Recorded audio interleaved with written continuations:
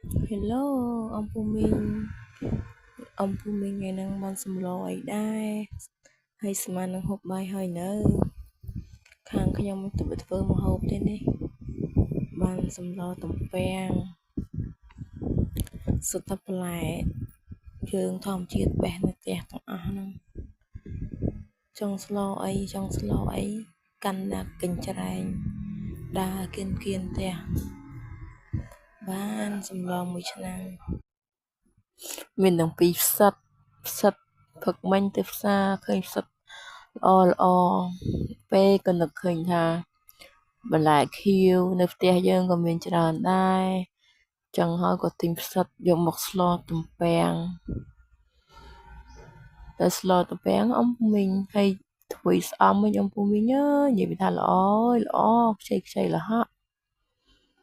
បន្លែខៀវយើងនឹងដាក់មកមួយឆ្នាំងអ៊ុង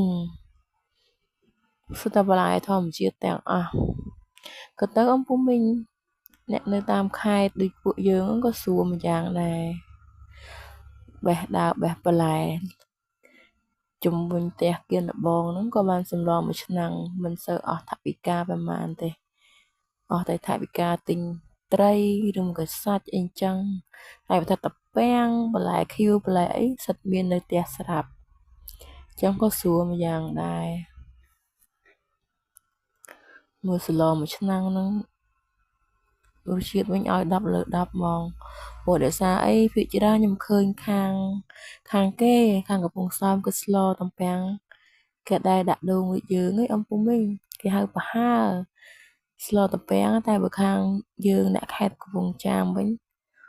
សម្លទំពាំងគឺគេដាក់ដូងតើតដាក់ដូងបានវាឆ្ងាញ់ហៅថាស្លទំពាំងតែបើថា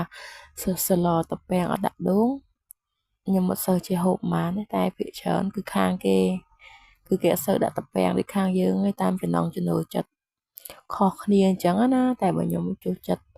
ស្លទំពាំងដាក់ដូងជាងវាមានជាតិហើយវាឆ្ងាញ់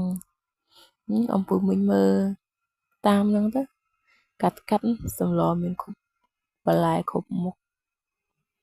ជាតិហ្មង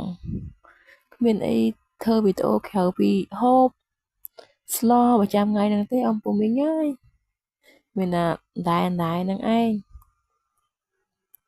មិនដឹងថាថតអីផុសអី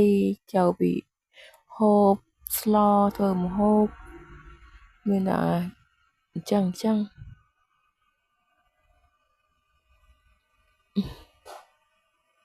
ជាតិត្មង